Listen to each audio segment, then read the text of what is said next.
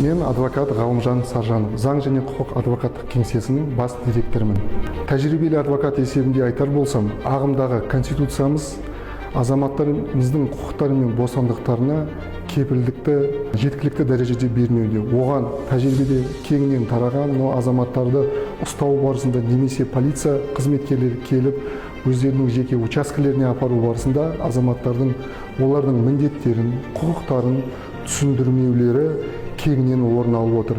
Алайда жаңа конституциялық жобада бұл құқықтар міндетті түрде құқық қорғау органдары тарапынан түсіндірілуге міндеттелген.